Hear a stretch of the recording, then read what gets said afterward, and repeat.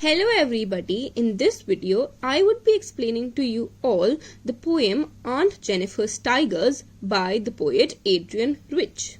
To begin with the explanation, I would like to tell you that this poem is the last chapter of the core course book of CBSE class 12 English syllabus. It is in the book Flamingo. So this is the last poem and one of the easiest ones to start with. The poem is divided into 3 paragraphs.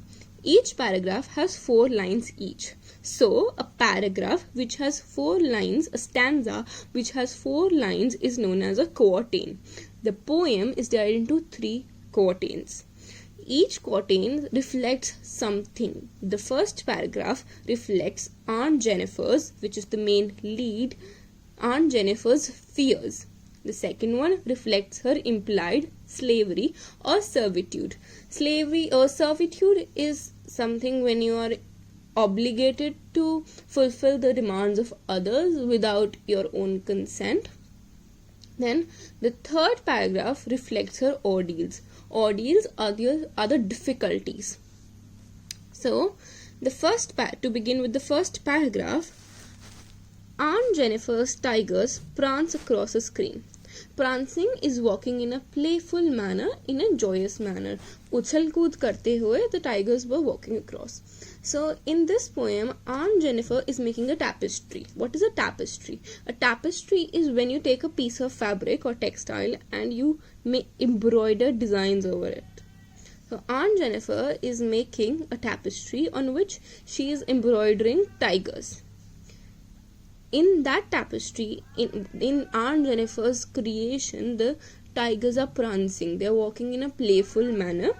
The second line is one of the very complex lines, I would say, of the poems. It is a little bit difficult to understand, but once you get the meaning of it, then nothing is difficult for you. Bright topaz denizens of a world of green. Denizens are inhabitants, the people who live in a particular place. We all are inhabitants of India because we live in India. Bright topaz refers to the yellow colored tigers. Tigers have this beautiful yellow skin. So in order to symbolize, to personify their skin, the poet has used the expression bright topaz denizens, bright yellow inhabitants of a world of green. Tigers are inhabitants of forests. So the world of green, the expression world of green is used in place of forests. It is a metaphor for the forests. Then they do not fear the men beneath the tree. They pace in sleek chivalric certainty.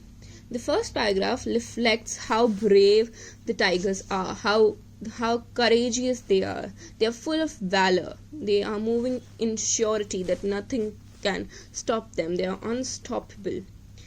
Aunt Jennifer is dominated by her husband. She is burdened by the weight of misogyny and chauvinism.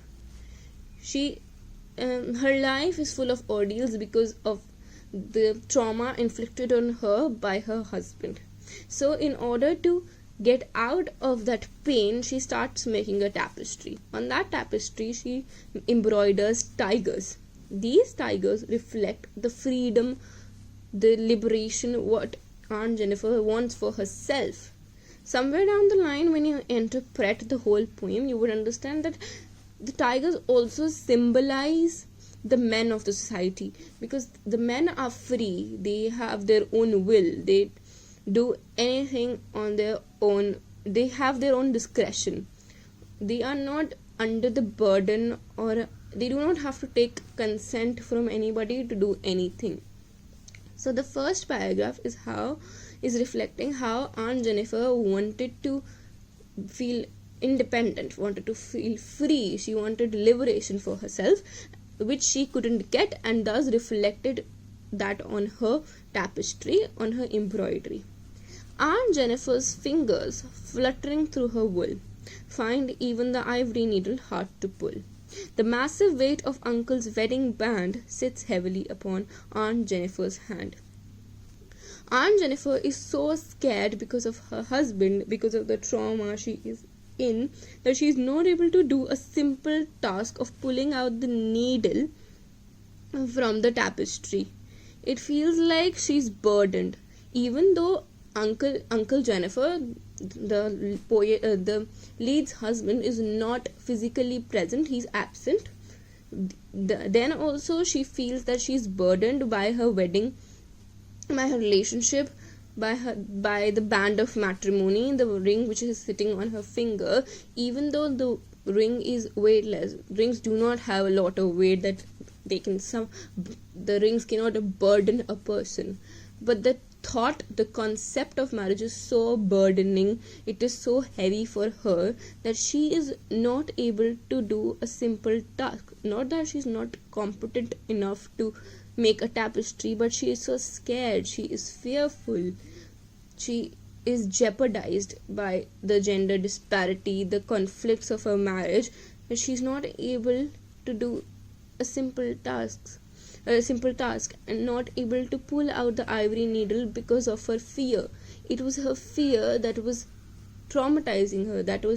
She was threatened by the misogyny. Then, when Aunt is dead, her terrified hands will lie, still ringed with ordeals she was mastered by.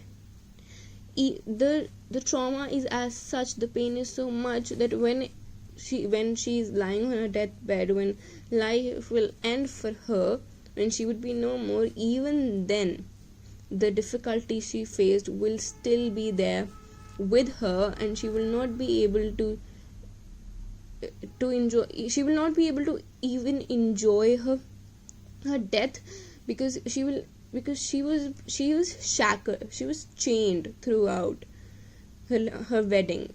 She had to take consent of Uncle Jennifer for everything. That is why it is reflected when, even though when she will be dead, she would no longer have breath, she would still be mastered by her ordeals. Her problems will still define her. The tigers in the panel that she made will go on prancing, proud and unafraid. Unlike Aunt Jennifer, the tigers which she has created will be unafraid. They would not have any fears, and they would go on prancing wildly, beastly, and they would have magnanimity. They would be courageous, chivalric. They would be unstoppable. Nobody can stop Aunt Jennifer's tigers, unlike her, who was burdened by her own husband. So in this poem, you have to understand that you have to make sure that you understand some key points.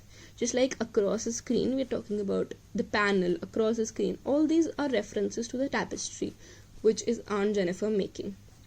Bright topaz denizens of a world of green. This line is very important, but if once you understand it, it's very simple for you to understand. Sleek, chivalric certainty. That unlike Aunt Jennifer, the tigers are full of I would say courage, the bravery. They're unafraid of anything. They're not dominated by their equals. So there's a parallel between Aunt Jennifer and her tigers, because she's creating a make-believe imaginative world for herself in that tangible tapestry, in something which has a physical existence, but the thought was all imagination, because she wanted a similar world for herself, a world where she would be free and nobody could she did not have to get consent for doing anything. She would not be dominated by, in that world, the world the tigers were enjoying. So there's a parallel between Aunt Jennifer and the tiger's life. The tigers, like I said before, also reflect the misogyny, the patriarchy of the society, because the tigers are just like the men. They're unafraid, they are not dominated by anyone, and they can do anything they want. They are brave, courageous and unstoppable.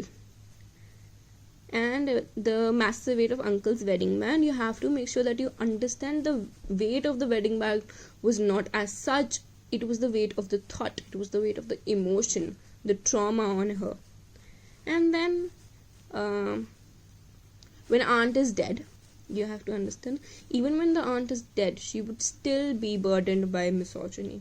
This poem is very short but expresses a lot of emotions, so you can read it, go through it once again on your own, and I'm sure that you will understand it now more clearly, and then make your own answers. If you still feel that you want to get them checked, you can email me your answers and I can review them for you. Go to the description box and just forward your answers to me on that email ID, and I'll surely reply back to you. This is it for the poem on Jennifer's Tigers. Thank you so much for watching, and I will see you next time. Bye bye.